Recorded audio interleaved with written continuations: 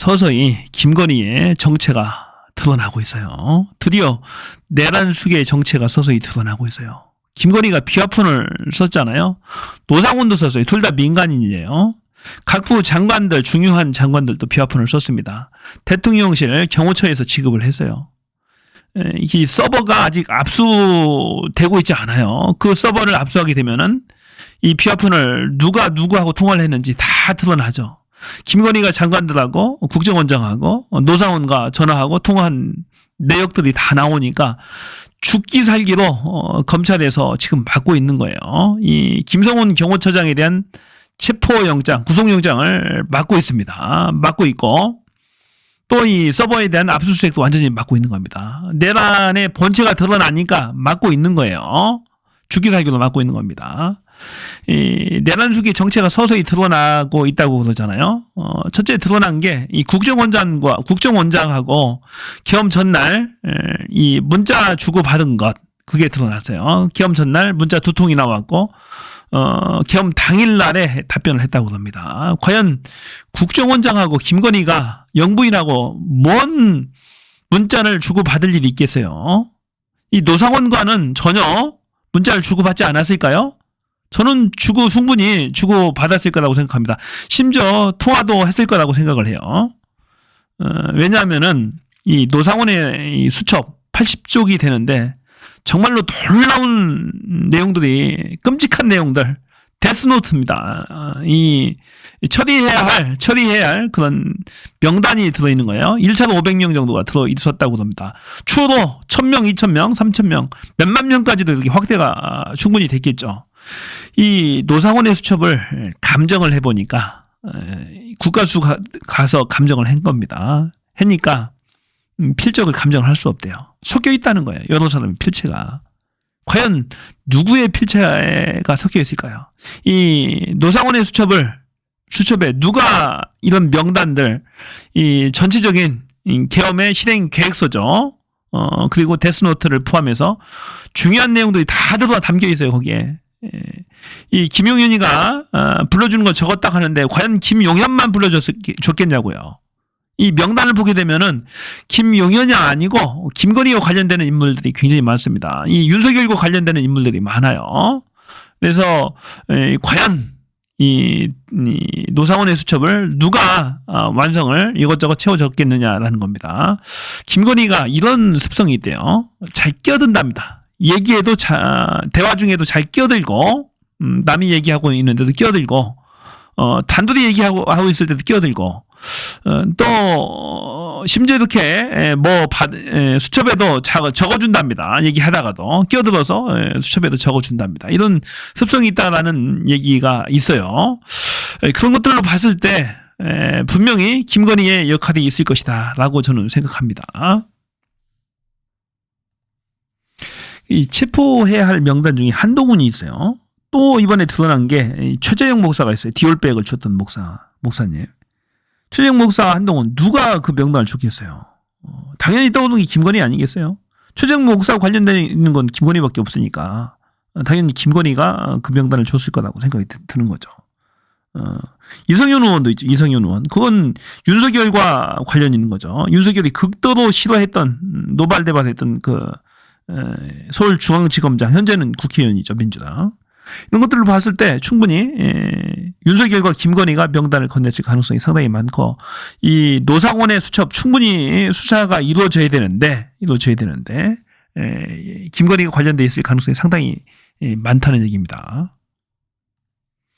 중요한 것은 이 수첩 내용 중에 영구집권, 개헌, 삼선, 윤석열 3선을 가능하도록 하는 거. 그다음에 후계자까지 적혀있어요. 후계자. 누구를 후계자로 하려고 했겠어요? 당연히 김건희겠죠.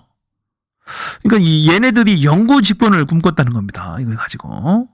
정말로 끔찍한 사건입니다. 처음부터 끝까지 아주 치밀하게 계획이 됐던 거예요. 예, 엉성하게 해서 이게 실패한 게 아니에요. 아주 촘촘히 꼼꼼하게 이 노상원 수첩에 다 나옵니다. 모든 실행 계획서다니까요. 그게 다 나온다니까요. 그럼에도 불구하고 이 대한민국, 위대한 대한민국 국민들, 그리고 말단에서 이 군인들이 정하면서 이 실행을 안 했던 겁니다. 이 내란 쿠데타를 하라 하니까 이것을 해서는 안 된다는 것을 알기 때문에 우리가 과거 이 5.18 80년도 5.18 항쟁에서 처벌받았던 계엄 쿠데타에서 처벌받았던 그런 전력이 있기 때문에 이 군인들이 아예 본능적으로 막아섰던 거죠. 정말로 대단했습니다. 그리고 윤석열이가 놀라운 얘기를 하는데 계엄 당일입니다. 12월 3일 날 지난해 조지호와 김봉식을 만나요. 3시간 전에. 계엄에 관한 뭐 여러 가지 지시사항들을 하기 위해서 한 거죠. 만났는데 거기서 놀라운 얘기를 합니다. 뭐라고 얘기하냐면은 계엄 선포하는 이유에 대해서 설명하는데 이 지극히 개인적인 가정사 때문에 그렇다라고 김봉식이 검찰 진술조서에 거기에 나온답니다. 윤석열한테 들은 거죠. 지극히 개인적인 가정사 때문에 계엄을 선포한다. 이게 말이 되는 얘기입니까? 가정사면 부부싸움하는데 왜 부부간의 문제인데 가정사 해봐야 부부 얘기니까 김건희 얘기밖에 없잖아요. 둘이는 어차피 윤석열이 뭐 이 본가 쪽하고 연락을 다 끊고 산다 하니까 김건희 단 부부 두 사람 문제밖에 없잖아요. 지극히 개인적인 가정사 때문에 계엄을 선포했다. 뭐겠어요, 그게? 부부싸움밖에 더 있을까요? 부부싸움 때문에 계엄을 선포했다는 얘기예요, 결국에. 그것도 하나의 핑계죠, 사실은. 사실은 핑계고, 중요한 것은 자신들의 비위를 감추기 위해서, 이 특검법을 막지 못하게 생겼으니까, 12월 10일 날, 이 김건희 특검법, 의결하기도 돼 있어요. 한동훈 걔도 찬성을 하기도 돼 있고, 그것을 막기 어려우니까, 명태균 사건이 자꾸 커지니까, 겸 전날도 기자회견을 했잖아요. 황금폰에 대해서 뭐 야당해주겠다, 언론에 공개하겠다, 막 이제 협박질을 하는 거예요. 게다가 그 김건희의 육성이 있다라는 사실을 김건희한테 알렸다고 합니다. 명태균 측에서 겸 전날에 알렸대요. 이런 것들을 종합적으로 볼 때 계엄을 도저히 비위를 막을 수 없다라고 판단하고 특검법을 막을 수 없겠다라고 판단을 하고 1년 전부터 꼼꼼하게 준비해왔던 계엄을 선포하게 된 거죠.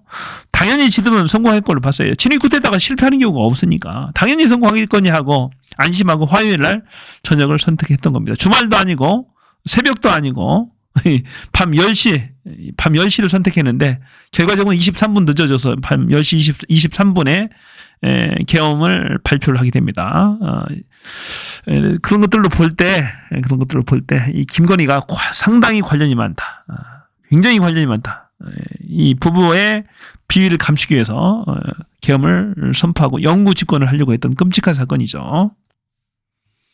자, 윤석열, 김건희가 장기 집권 후에 후계자 김건희까지 생각을 했던 거죠. 김건희를 후계자로 세우려고 했던 거예요. 노정면 의원. 자, 노상원 수첩에 장기의 집권 3선견 그리고 후계자가 적혀 있답니다. 계엄의 진짜 목적이 장기 집권이고 후계자 김건희까지 생각을 했던 거죠. 자, 명태균 리스크가 걷잡을 수 없게 되자 계엄을 밀어붙이기도 했다는 의혹이 갈수록 설득력을 얻고 있는 상황에서 추가로 확인된 중요한 사실들이다. 명태균이 입을 열거나 검찰이 확보한 황금폰이 열면 김건희는 직격탄을 피할 수 없다. 김건희에 대한 내란 수사, 명태균에 대한 수사가 동시에 필요하고 차고 넘친다. 특검이 답이다. 특검을 반드시 해야 된다. 그러죠. 자, 이재명 대표도 한마디 했어요. 차범근 감독이 왜 들어가나. 독약 타서 죽이자. 잔인한 계획까지. 독약 계획까지 나옵니다. 차범근은 왜 잡으려고 했죠? 조국 대표 탄원서 써줬잖아요. 진짜 나쁜 인간들 아니에요. 탄원서 써줬다고. 조국 대표 구속되게 생기니까 구속되니까 탄원서 석방 탄원서 써줬다고. 이런 짓거리를 합니다. 죽이려고 하는 겁니다. 잡으다가. 윤석열 대통령을 제명하자는 안건에 국민의힘 내에서 종결 처리된다는 보고를 받았는데 윤석열과 함께 가자는 의지를 확고히 하는 것 같다며 헌정 질서를 파괴하는 범죄자에 동조하는 당이 보수 정당이 맞나 하면 이건 극우 정당도 아닌 범죄 정당이다. 자, 국힘당 정말 한심합니다. 윤석열 징계안을 없던 걸로 각하 처리해버립니다. 그냥. 노상원 전 사령관 메모 중에 누구를 잡아다 죽이자, 음식물에 독약을 타서 죽이자 같은 끔찍하고 잔인한 계획을 세웠던 게 드러났다며 대상자도 광범위하다. 차범근 감독이 왜 들어가나? 이재명 구속영장 기각한 판사도 꼼꼼하게 들어가 있다라며 김동연 판사도 들어갔어요. 그냥 비명 행사할 뻔했어요. 자기도 왜 아무 이유 없이 그냥 잡혀가서 처리될 뻔했습니다. 더 기가 막힌 일은 삼선기원까지 시도했다는 것 아닌가. 독재 왕국을 만들려고 한 것이다. 왕위 계승하는 나라를 비난할 게 뭐가 있냐. 삼선기원에서 후계자를 지정하고 그 후계자는 누구겠나. 버득 떠오르는 사람이 있는데 차마 제 입으로는 말씀을 못 드리겠다. 국회 해산하고 삼선기원하고 지들끼리 다 해먹으려고 한 거야. 이런 계엄 사태에 대해 윤석열은 아무 일도 없었던 것처럼 누가 죽이지도 않았는데 왜 이러나, 내가 뭘 잘못했나라고 하고 있다라며 범죄자 자신이야 그럴 수 있다라고 쳐도 일국의 집권당이라는 국민의힘의 태도가 기가 막힐 뿐이라며 계속합니다. 독재 왕국을 만들려고 한 것이라며 삼선기원의 후계자를 지정하면 그 후계자가 누구겠나. 저는 번뜩 떠오르는 사람이 있는데 차마 김건희라고 제 입으로 말씀을 못 드리겠다. 이런 얘기겠죠. 자, 체포 대상 중 A등급 이준석, 이재명, 조국, 문재인, 유시민, 임종석 등이 있습니다. 윤석열이 계엄 사태에 대해 마치 아무 일도 없었던 것처럼 누가 죽지도 않았는데 왜 이러냐, 내가 뭘 잘못했냐 이러고 있다며 범죄자 자신이야 그럴 수 있다고 쳐도 일국 집권당이라는 국민의힘의 태도가 기가 막힐 뿐이다. 헌정질서를 파괴하는 이 중대 범죄자를 그대로 끌어안고 통제하고 가는 당이 보수 정당 맞나라며 극우 정당도 범죄 정당이다. 노전 사령관 수첩 내용 그야말로 데스노트라며 죽음의 노트다. 이 수첩은 그야말로 독재로 가는 길의 설계도 철저히 수사해야 됩니다. 이거. 자, 한준호 최고위원은 윤석열은 어렵게 민주주의를 한 번에 말아먹으려고 했다. 상황이 이런데도 국민의힘은 전혀 반성도 없다. 내란 이후에 장기 집권을 꿈꾼 계획도 있다며 독재자 길을 가겠다는 것인데 경악을 금치 못하겠다. 구체적인 실행 계획까지 드러났는데 체포 지시가 없었다는 내란 수계 주장을 누가 믿겠나. 윤석열은 하루빨리 석고대죄하고 스스로 탄핵의 문을 열기를 바란다. 자, 이 국힘당 끔찍한 당입니다. 국힘당은 절대 집권을 해서 안 돼요. 왜냐면은 완전히 내란 쿠데타 당이야. 쿠데타당. 전두환 대통령, 전두환도 쿠데타했죠. 5.18 항쟁 쿠데타했어요. 그 노태우도 같은 급이니까 같이 봐주면 돼요. 거기도 같은 급이면 같이 봐주면 되고 이 전에 박근혜 전 대통령 거기도 쿠데타를 기획해서 쿠데타. 결국에는 탄핵당해서 쫓겨납니다. 그 다음에 이명박 거기도 완전히 비리로 구속이 됩니다. 비리로 10년형 넘는 형을 받게 돼요. 게다가 이번에 윤석열도 쿠데타를 또 기획했잖아요. 다 쿠데타 당인 거야. 쿠데타 범죄당. 다 쫓겨나요. 보니까 쿠데타로 다 쫓겨납니다. 내란하다가 다 쫓겨나요. 그러니까 얘네들은 집권만 하면은 이 군대를 이용해서 북한에 폭격을 유도하거나 아니면 이 쿠데타를 해서 영구 집권을 해야 되겠다. 이런 생각을 하고 있는 것 같아요. 이 작자들은. 절대로 정권을 주면 안 됩니다.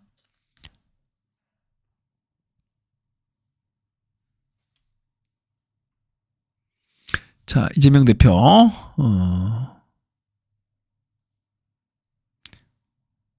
자, 김병주 최고. 내란 이후에 장기 집권을 꿈꾼 계획도 있다면 독재자를 길을 가겠다는 것인데 경악을 금치 못한다. 자, 이거 했던 얘기네요. 자, 보고. 문재인 전 대통령이 체포 대상으로 적혀 있고, 또 유창훈 판사, 이재명 대표 구속영장 기각 판사죠. 순직 해병 관련, 자, 박정훈 대령, 방송인 김재동 씨, 차범근 전 축구 대표팀 감독, 민주노총 전교조 민변 등 단체. 자, 종교인들까지 싹 다 하려고 했어요. 천주교 정의구현 사재단 몇백 명을 다 체포해서 툭침해서 사망시키게 하려는 겁니다. 종교인들 다, 민노총 다 마찬가지입니다. 자, 이재명, 조국, 문재인, 유시민, 임종석, 이준석 등이 A급입니다. A급 수거 대상 처리 방안은 연평도로 이송해서 소모로 보내서 배를 침몰시키고 잠자리에 폭발물을 설치한다. NLL 인근에서 북에 공격을 유도해서 북에서 납포 직전 격침시키는 방안 등이 담겨 있다고 합니다. 끔찍하네요.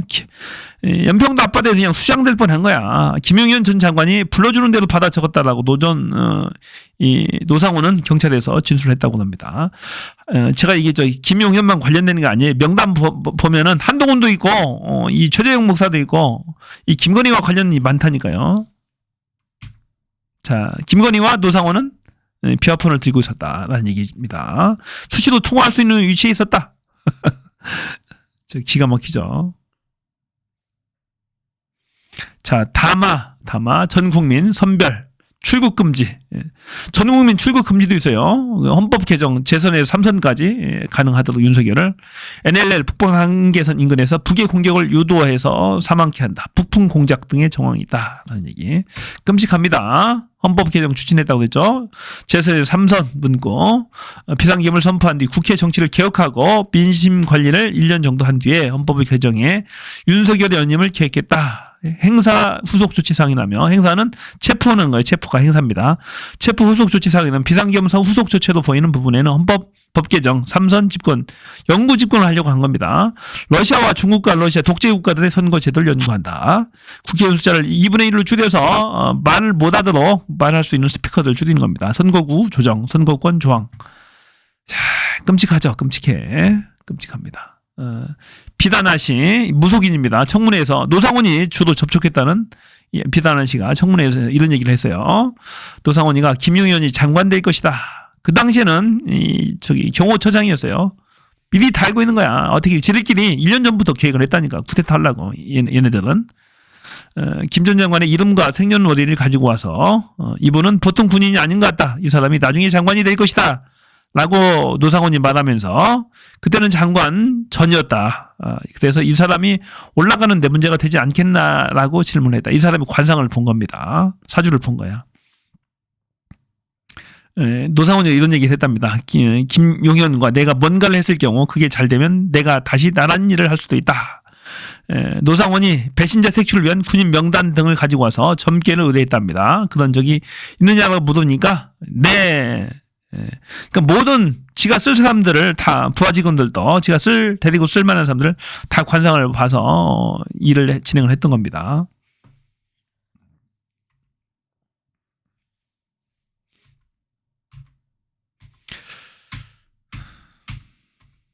자, 이준석도 데스노트에 있었어요. 이준석도 바른 말을 했다는 이유로 블랙리스트까지 올라가야 했다며 이게 윤석열 정부의 본일이다. 이 보수 정권이 두 번 다시는 정권에서 안 됩니다. 다 쿠데타하거나 범죄를 해서요. 쿠데타 기본이야. 박정희 때부터 쿠데타 했잖아요. 거기도 보수 정권의 뿌리니까. 김건희와 노상원이 관련이 상당히 많이 돼 있다. 윤석열은 제가 봐서는 핫바지. 진짜는 여기다. 진짜는 내란 수계가 잡히지 않았다. 아직 잡히지 않았다라는 얘기입니다. 다시 한번 정리하면 김건희도 비화폰, 얘도 비화폰을 들고 있었다. 민간인이 왜 비화폰 들고 있냐고. 언제든지 통화할 수 있는 위치에 있었다. 과연 통화를 안 했을까 김건희가 얘가? 노상원 수첩의 메모와 관련이 없을까? 김건희가 김용현을 통해서 이 명단을 노상원한테 전달했을까? 아니면 김건희가 직접 비화폰이라든지 통화를 통해서 노상원과 수시로 통화를 했을까? 두 사람이 만나지는 않았을까? 저는 만나기도 하고 통화도 하고 문자도 하고 다 했을 것 같아요. 김건희와는 그렇게 했을 것 같습니다. 왜 비화폰을 주냐고. 비화폰을 줘서 이 전화번호까지 다 공유를 했다는 거잖아요. 김건희 윤석열 전화 오면 잘 받아라 라고 했다는 거잖아요. 내란 관련자들만 다 갖고 있었어요. 보니까 이 비화폰을.